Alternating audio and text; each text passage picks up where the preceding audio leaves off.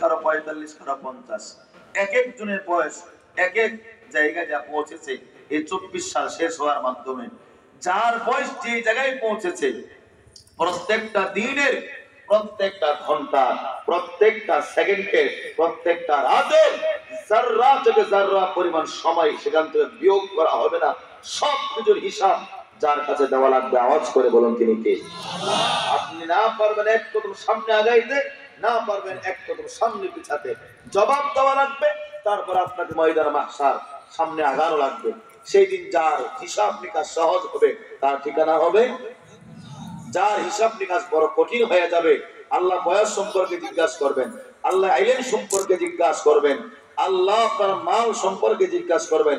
এই দেহের উপরে, চামড়ার উপরে যতগুলো অঙ্গ প্রত্যঙ্গ আছে সব সম্পর্কে জিজ্ঞাসা করবেন। উত্তর দাও, জান্নাতে যাও। উত্তর দেওয়া যাবে না, দিতে পারবে না, জাহান্নামের পথে চলে যাও। আমরা জান্নাতে যেতে চাই না জাহান্নামে? জোরে বলেন। মান নাই? জান্নাতে মান নাই যাবে না? কাজ করা লাগবে? কথা কন, কাজ করা লাগবে কি লাগবে না? লাগবে। আসি তো ইনশাআল্লাহ। সব সম্পর্কে আল্লাহ জিজ্ঞাসা করবেন। আসুন আপনাদেরকে হাদিস থেকে শোনাই, আপনার বয়স সম্পর্কে আল্লাহ কেমনে জিজ্ঞাসা করবেন। তিরমিজি শরীফের 3344 নম্বর হাদিস। আল্লাহ নবীর প্রিয় সাহাবী, গরীব সাহাবী, যার নাম হয়তো আমরা অনেকে ভুলেও গিয়েছি, হযরত আবু বারজা রাদিয়াল্লাহু তাআলা আনহু। সংক্ষিপ্ত আকারে বলা হয় আবু বারজা। হাদিসে আছে হযরতে আবু বারজা আসলামী রাদিয়াল্লাহু তাআলা আনহু, ওনার থেকে বর্ণিত কয়েকটি হাদিস ওনার থেকে বর্ণিত হয়েছে।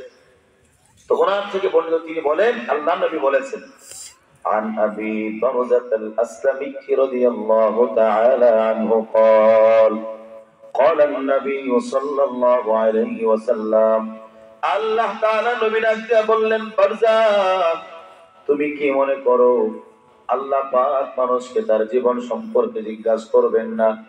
এই যে শুনেন, আমি আরেকটা কথা বলিনি, আমার ব্যক্তিগত একটা মাযহাব আছে, 4 মাযহাবের বাইরে আমার নিজস্ব মাযহাব বলবো। তবে এই মাযহাবটা যারা আমার মাহফিল শুনে তাদের অনুসরণ করা লাগে, বাইরে কেউ না।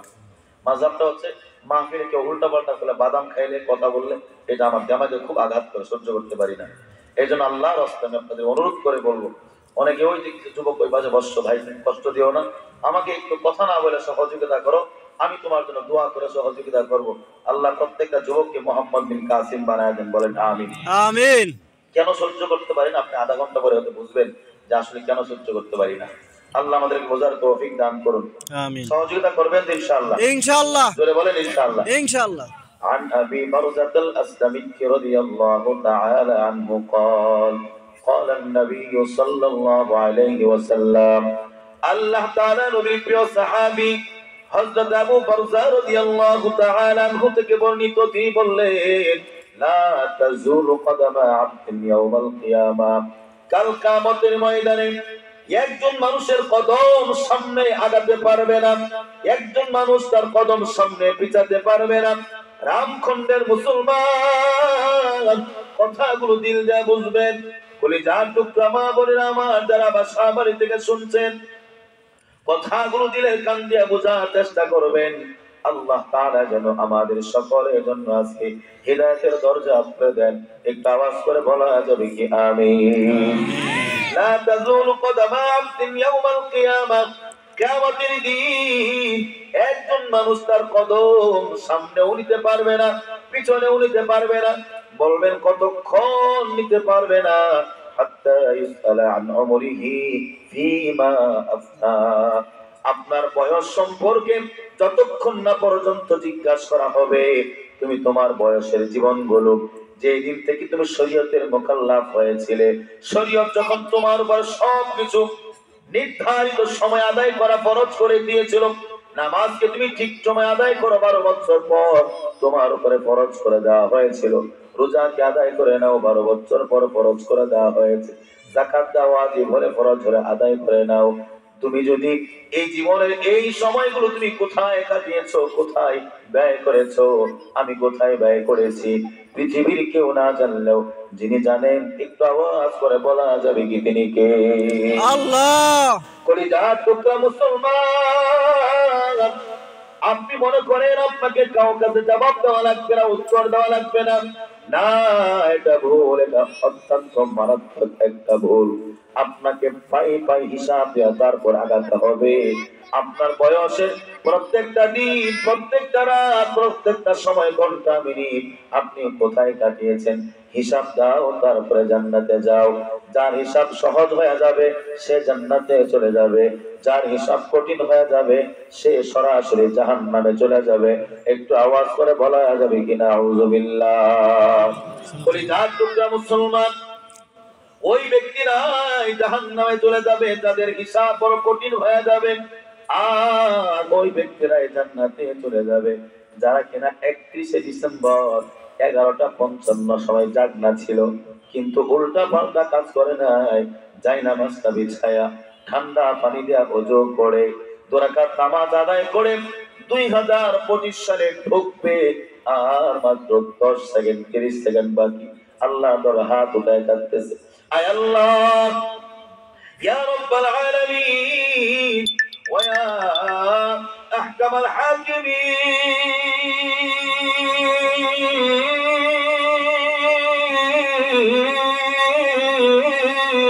সুবহানাল্লাহ।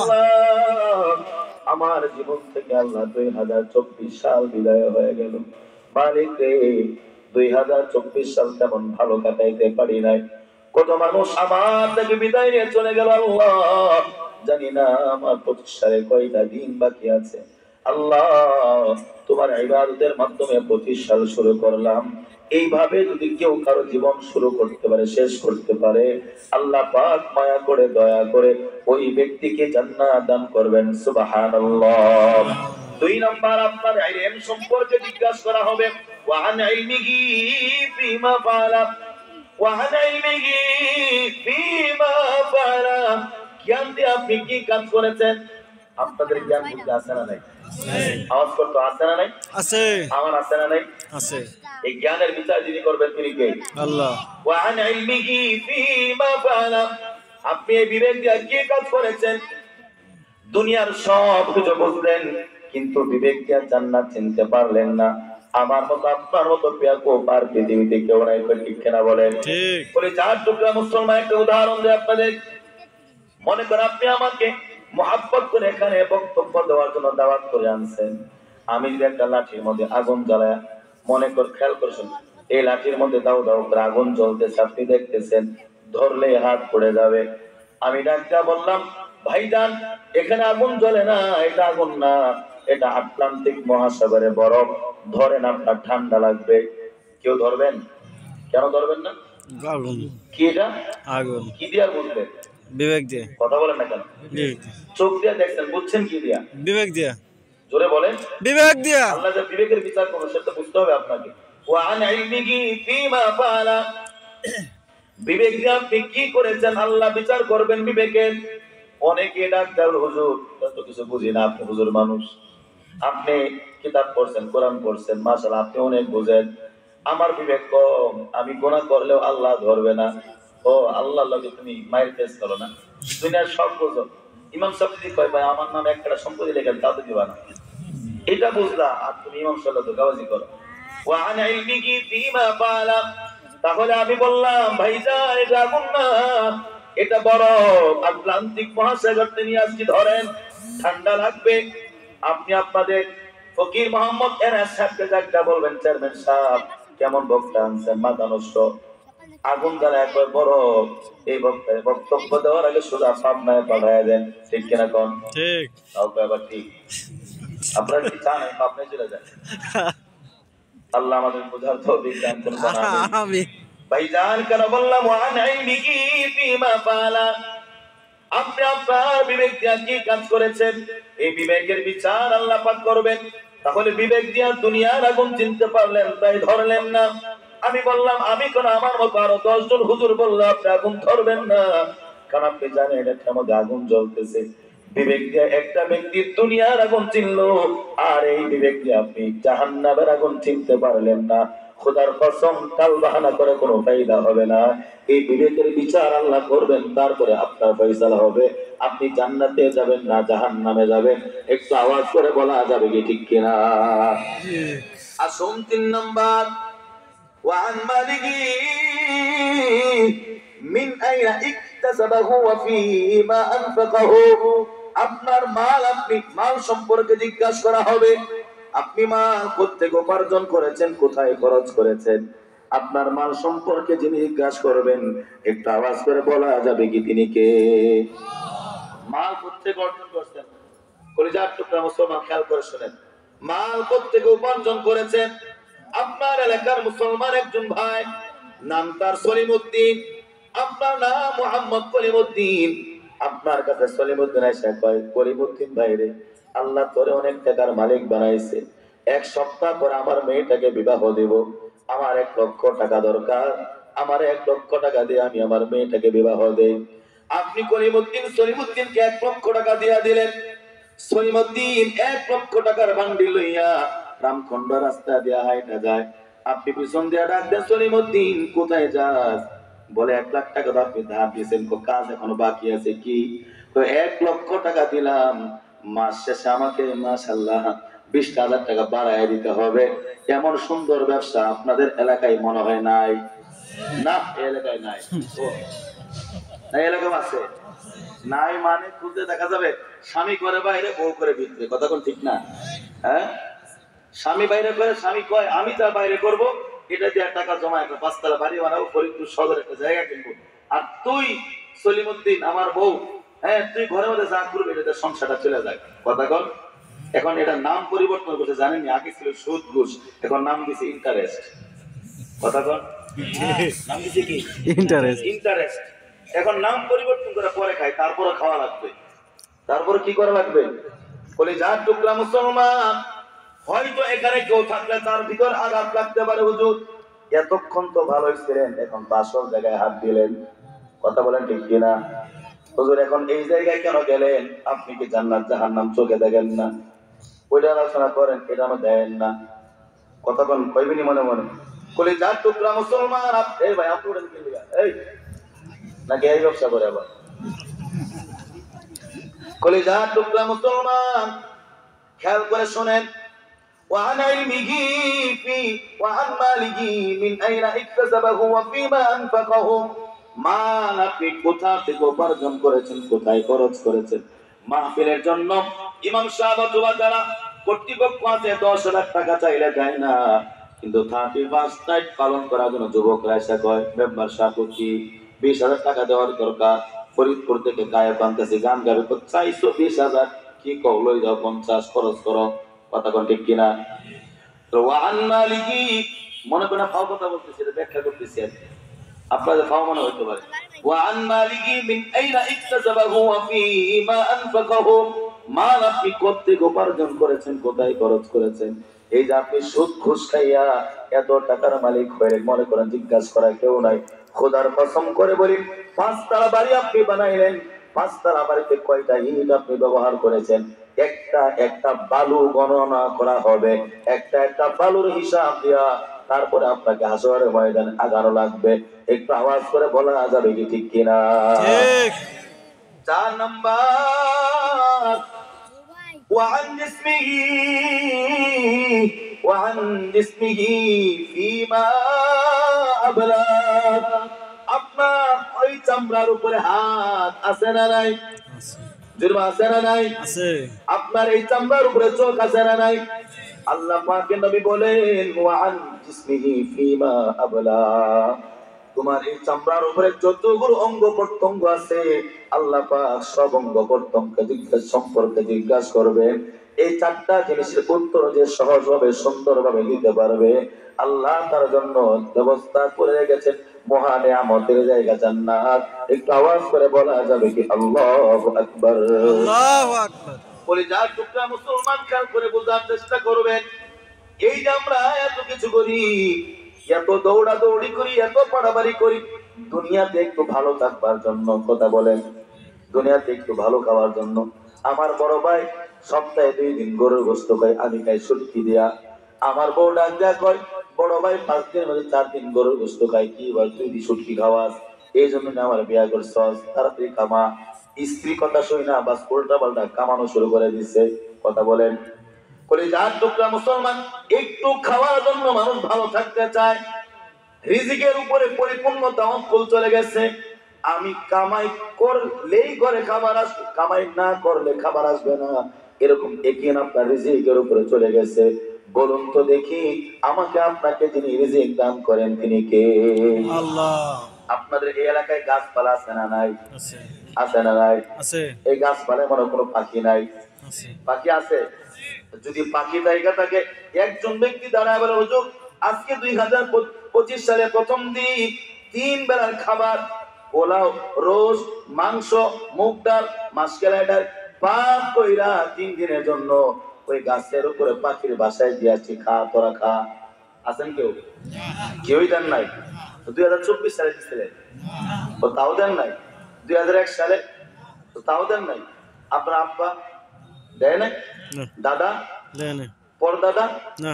কেউই দেয় না পাখির খাবার। দিছে কে? আল্লাহ। আরো জোরে বলেন। আল্লাহ। পাখির তাওয়াক্কুল ছিল কার উপরে? মহব্বত করে বলুন। আল্লাহ। আমারও তাওয়াক্কুল, আপনার তাওয়াক্কুল কার উপরে? আল্লাহর উপর। তো পাখির তাওয়াক্কুল আর আমার তাওয়াক্কুল এর ডিফারেন্স আছে না নাই? অনেক ডিফারেন্স। হাদিস থেকে শুনেন। কলিজার টুকরা মুসলমান, হযরত ওমর ইবনে খাত্তাব রাদিয়াল্লাহু তাআলা আনহু থেকে বর্ণিত, তিরমিজি শরীফের 2344 নম্বর হাদিস, মানুষ রিজিকের জন্য আজকে জাহান্নামে চলে যায়, কিন্তু পরিপূর্ণ ইয়াকিন যদি পাখির মতো ইয়াকিন থাকতো, তাহলে আল্লাহ আপনাকে অজানা থেকে রিজিকের ব্যবস্থা করে দিতেন। একটু আওয়াজ করে বলা যাবে কি সুবহানাল্লাহ। আল্লাহ নবীর প্রিয় সাহাবী হযরত ওমর ইবনে খাত্তাব রাদিয়াল্লাহু তাআলা আনহু বললেন, عن عمر بن الخطاب رضي الله تعالى عنه قال قال النبي صلى الله عليه وسلم لو أنكم كنتم توكلون على الله لو أنكم كنتم توكلون على الله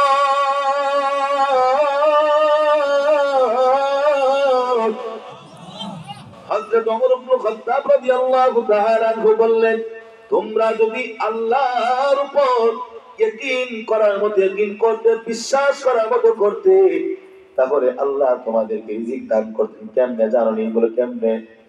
তুরজাকুত তাইব, আল্লাহ পাক যেভাবে পাখিকে রিজিক দান করেন, আল্লাহ পাক ওইভাবে তোমাদেরকে রিজিক দান করতেন। সুবহানাল্লাহ। কিভাবে পাখিকে রিজিক দান করা হয়? একটা পাখি তাবদু খিমাসান, সকাল বেলায় খালি পেটে উড়ে যায়, ওয়াতারুহু বিতানাতান, আবার ওই পাখিটা বিকাল বেলায় বলেন তো পেট ভরে আসে না পেটটা খালি রেখে আসে? আর সকালবেলা কেমনে বের হয়েছিল? কলিজার টুকরা মুসলমান, একটা চড়ুই পাখির উদাহরণ এখানে টানা হয়েছে।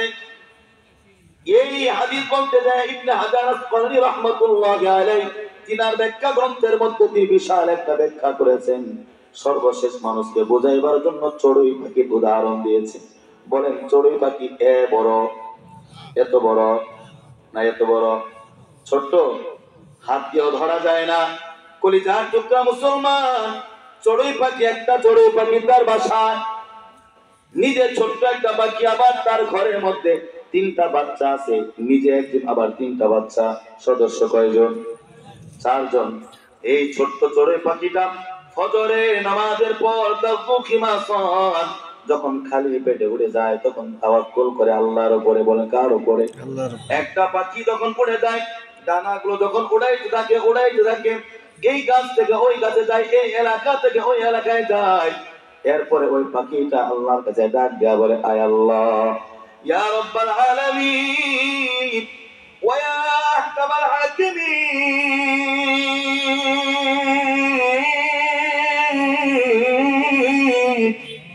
মালিক রে, আমার কোনো ব্যবসা বাণিজ্য নাই, আমার কোনো ব্যাংক ব্যালেন্স নাই, আমার কোনো কর্মক্ষমতা নাই। কর্মক্ষমতা বলতে নিজে কাজ করে খাইতে পারি না, শুধু পুরায় বেড়াই। আয় আল্লাহ, 3টা বাচ্চা আমি আমার ঘরের মধ্যে রেখা, বাসার মধ্যে রেখা বের হয়ে গেলাম। আয় আল্লাহ, তুমি আমার রিজিকের ব্যবস্থা করে দিও। পাখিটা উড়াইতে উড়াইতে সন্ধ্যা পর্যন্ত উড়াইতে থাকে, আবার বাসার মধ্যে 3টা বাচ্চা অপেক্ষা করতেছে। ওয়াতারুহু বিতানাতান, এরপরে পাখিটা আবার পেট ভরে যখন বাসার মধ্যে আসে, আপনি যেইভাবে কানাইপুর বাজার থেকে ভালো একটা রসগোল্লা, ভালো একটা মিষ্টি আনলে আম্মা সন্তান জিজ্ঞাসা করে, আব্বু বলো না এই মিষ্টিটা আপনি কোত্থেকে আনছো? তখন